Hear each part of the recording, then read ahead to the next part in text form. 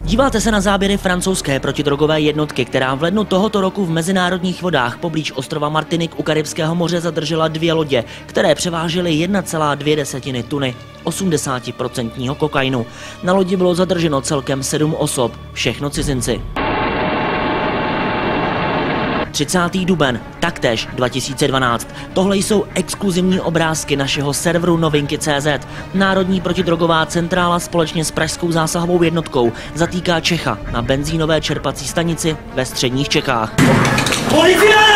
Policie! Tohle je už Ostrava a opět kriminalisté z Národní protidrogové centrály společně s ostravskou zásahovkou.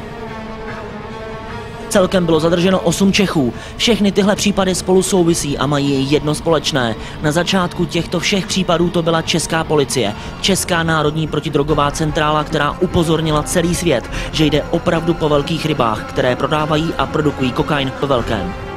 Postupem času se do této operace zapojilo Slovinsko, Švédsko, Bulharsko, Uruguay a kolegové z francouzské protidrogové jednotky ve spolupráci s americkou agenturou DEA.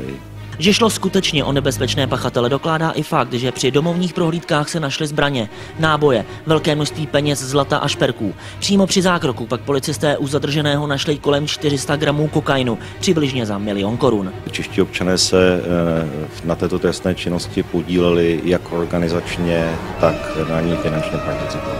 Klec spadla také ve Slovinsku, kde díky včasným a správným informacím České protidrogové centrály Slovenci zadrželi dalších 14 osob, které měly pravděpodobně prodávat zboží z těchto lodí. A tohle není zdaleka všechno. Šetření této věci nadále pokračuje nejen v České republice, ale i v ostatních zemích světa.